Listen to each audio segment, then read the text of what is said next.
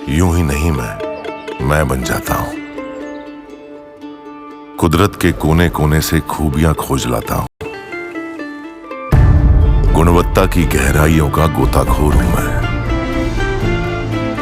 यूं ही नहीं मैं रजनीगंधा बन जाता हूं। सागरिका घोष ने लिख दिया कि इस बारे में गृह मंत्रालय को पूरी जानकारी देनी चाहिए, ऑल पार्टी मीटिंग बुलानी चाहिए, विपक्ष को भरोसे में लेना चाहिए, इसके बाद संसद में पूरा बयान देना चाहिए। चलिए, सागरिका घोष की यह मांग तो फिर भी ठीक मान लें एक सेकंड के लिए कि सरकार को विपक्ष को जानकारी देनी चाहिए, लेकिन सरकार भी तो विपक्ष की हालत देख रही होगी।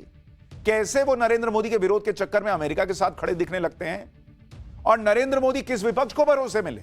उस विपक्ष को जो पूरी बात जाने बिना ही सरकार को कटघरे में खड़ा कर रहा है, जो डंके की चोट पर भारतीय नागरिक की पहचान को जगह जगह सार्वजनिक कर रहा है, उसकी जान को खतरे में डाल रहा है। अभी तो मामला अमेरिका की कोर्ट में चल ही रहा है, अभी डिप्लोमेटिक चैनल पर दोनों देशों की बातचीत चल ही रही है। कौन सी जानकारी चाहिए इनको? जिस व्यक्ति को अमेरिका मोस्ट वांटेड बता रहा है, उसके बारे में अमेरिका क्या क्या कह रहा है वो आपको बताता हूं। अमेरिका के मुताबिक इस भारतीय नागरिक ने पन्नू को मारने की साजिश भारत से बैठे बैठे रची। इसी ने आतंकी पन्नू को मारने के लिए निखिल गुप्ता नाम के एक व्यक्ति को हायर किया। अमेरिका ने शुरू में उसे भारत सरकार का एक कर्मचारी बताया। अमेरिका के मुताबिक यह व्यक्ति वरिष्ठ फील्ड अधिकारी है जो पहले सीआरपीएफ में रह चुका है। अमेरिका ने जो इसकी एक तस्वीर जारी की है उसमें यह भारतीय नागरिक सेना की वर्दी में दिख रहा है। अमेरिका ने इसकी और भी जानकारी दी, जिसे हम सिर्फ इसलिए नहीं बता रहे ताकि इसकी जान को खतरा ना हो, क्योंकि इस देश का विपक्ष कुछ भी सोचे, हम तो यही जानते हैं कि रॉ का एजेंट हो या रॉ का पूर्व एजेंट हो, वो आपकी हमारी सुरक्षा के लिए ही अपनी जान जोखिम में डालते हैं। वरना उनको कोई शौक नहीं है कि अपना परिवार छोड़कर कहीं किसी ऑपरेशन में लगे हों। कौन पूछता है बॉस उनकी जिंदगी के बारे में? कुछ उनको हो जाए, कोई बात करने वाला नहीं होता, किसी को वो बताते तक नहीं है कि वो रॉ के एजेंट हैं या खुफिया एजेंट हैं। कोई नाम लेने वाला नहीं होता। और आज एक व्यक्ति अमेरिका ने कह दिया, इसलिए मोस्ट वांटेड हो गया इस देश के विपक्ष के लिए भी, और उस पर सवाल खड़े हो रहे हैं। अमेरिका ने जैसे ही मोस्ट वांटेड की लिस्ट में एक भारतीय का नाम चस्पा किया, वैसे ही कांग्रेसी नेताओं के चेहरे चमक उठे कि मोदी को तो घेरने का मौका मिल गया। मुंबई कांग्रेस ने सोशल मीडिया पर एक पोस्ट डाला जिसमें कहा गया कि बिग ब्रेकिंग, मोदी राज में भारत के लिए एक और काला अध्याय। एक पूर्व रॉ एजेंट अब एफबीआई की वांटेड लिस्ट में है। एफबीआई उसे अमेरिकी धरती पर मर्डर की साजिश रचने और मनी लॉन्ड्रिंग में शामिल होने के आरोप में तलाश रही है। यह बहुत ही हैरान करने वाला है, जहां भारतीय खुफिया एजेंसी के अधिकारी भी विदेश में हत्या की साजिश रच रहे हैं। इस तरह के अधिकारियों के चक्कर में भारत की छवि खराब हो रही है। पहले कनाडा राजनीतिक दखल का आरोप लगाता है और अब अमेरिका ऐसी अराजकता के लिए नरेंद्र मोदी को जिम्मेदार ठहरा रहा है।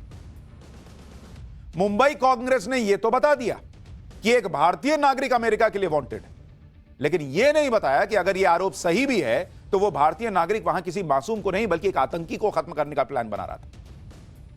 अमेरिका के लिए आतंकी पन्नू भी अगर उसके यहां का नागरिक है तो इंपॉर्टेंट है, जो कि टेररिस्ट है। और आपके यहां का पूर्व रॉ एजेंट जो आपके लिए, आपके देश के लिए काम करता है, वो आपके यहां का नागरिक है, लेकिन मोदी को घेरने के चक्कर में आप उस पर सवाल खड़े कर रहे हैं। कुछ तो शर्म होनी चाहिए बॉस। इस पोस्ट के जरिए कांग्रेस ने कनाडा के मामले में भी मोदी सरकार को घेरा, जबकि पूरी दुनिया कह रही है कि जस्टिन ट्रूडो तो भारत पर आरोप लगाकर खुद एक्सपोज हो गए, लेकिन मोदी विरोध में कांग्रेस की उल्टी ही गंगा बह रही है।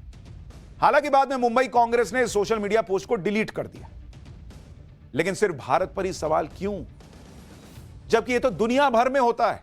अलग अलग देश की खुफिया एजेंसियों के दुनिया भर में सीक्रेट एजेंट्स होते हैं, वो सीक्रेट ऑपरेशंस करती हैं। जैसे अमेरिकी खुफिया एजेंसी CIA ने 2011 में पाकिस्तान में घुसकर ओसामा बिन लादेन को मार गिराया। वो भी तो टेररिस्ट था। अमेरिका में तो किसी ने नहीं कहा। इजरायली खुफिया एजेंसी मोसाद के तो आजकल क्या हमेशा से बड़े चर्चे हैं। हमास और हिजबुल्लाह की टॉप लीडरशिप मोसाद ने सीक्रेट ऑपरेशन में मार गिराया उसको। इसी तरह से यूके में खुफिया एजेंसी MI6 है, फ्रांस की खुफिया एजेंसी DGSE है। तो ऐसा नहीं है कि भारत ने अकेले कोई रॉ बना रखा है और कोई बहुत अलग सा काम कर रहा है। दुनिया भर में ऐसे कोवर्ट ऑपरेशंस होते हैं। हर बार क्या घर में घुस के ठोकेंगे आप लोगों को? और यहां तो सवाल अमेरिका से होना चाहिए, क्योंकि अमेरिका का ट्रैक रिकॉर्ड इस मामले में बहुत खराब है। खालिस्तानी आतंकवादी पन्नू अमेरिका में ही पल रहा है। अमेरिका से ही पन्नू आए दिन भारत विरोधी बयान देता है। इससे पहले 26/11 मुंबई अटैक का साजिशकर्ता डेविड हेडली अमेरिका में रहता था। अमेरिका से उसने भारत आकर रेकी की थी। इसी तरह से 26/11 मुंबई अटैक का एक और साजिशकर्ता तहव्वुर राणा अमेरिका में रहता था। तहव्वुर राणा का प्रत्यर्पण आज तक अमेरिका ने नहीं किया। कई साल पहले रविंदर सिंह का एक मामला आया था जो रॉ एजेंट था, लेकिन बाद में सीआईए का डबल एजेंट हो गया और सीआईए को जानकारियां देता था। रविंदर सिंह के बारे में जब तक भारत को पता चला, उसे सीआईए ने भारत से भगा दिया और बाद में कह दिया कि रविंदर सिंह को तो वो जानते ही नहीं है। तो सवाल तो अमेरिका से होना चाहिए। और आप यह भी सोचिए कि जब आप कोई स्पाई मूवी देखते हैं, कोई वेब सीरीज देखते हैं जिसमें हीरो जासूस होता है, कोई एजेंट होता है और वो देश विदेश में कोई सीक्रेट ऑपरेशन करता है, दुश्मनों को मारता है या किसी बड़े हमले को नाकाम करता है, तब तो खूब ताली पीटते हैं लोग। जैसे आपने फैमिली मैन सीरीज देखी होगी, वेब सीरीज जो बहुत पॉपुलर हुई, उसमें मनोज वाजपेयी क्या थे? सीक्रेट एजेंट ही तो बने हुए। स्पेशल ऑप्स सीरीज आपने देखी होगी, बहुत पॉपुलर हुई। वो किस चीज पर थी? हॉलिडे, बेबी, पठान, टाइगर 3, इस तरह की फिल्मों में एजेंसी तो दिखाए गए हैं।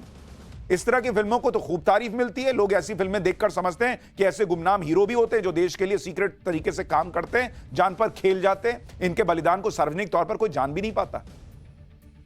ऐसे लोगों पर आपको गर्व होना चाहिए। लेकिन आज जब यही फिल्मी कहानी रियल बनकर सामने आ गई तो कुछ लोग सवाल उठाने लगते हैं, नेता राजनीति करने लगते हैं। जो लोग राजनीति भी कर रहे हैं ना, वो इसलिए कर पा रहे हैं कि इस देश के कई खुफिया एजेंट्स गुमनामी में इस देश को सुरक्षित रखने के लिए काम कर रहे हैं। वो अपने ड्राइंग रूम में बैठकर ट्वीट कर पा रहे हैं झकाझक एसी में, क्योंकि कोई खुफिया एजेंट, इस देश के सैनिक बॉर्डर पर सब दिन रात काम कर रहे हैं।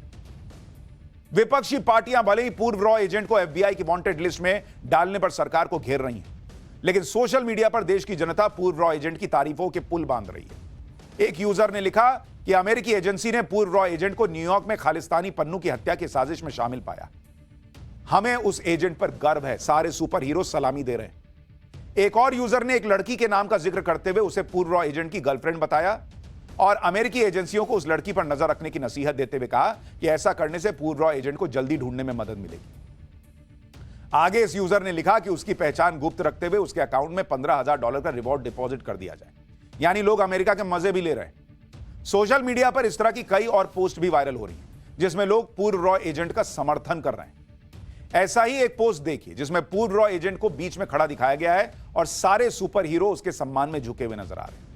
एक और पोस्ट देखिए, इसमें यूजर ने एक मैप शेयर किया है जिसमें एक जगह भाड़ को पूर्व रॉ एजेंट की करंट लोकेशन बताया गया और अमेरिका को भाड़ में जाने की नसीहत दी गई, यानी गो टू भाड़।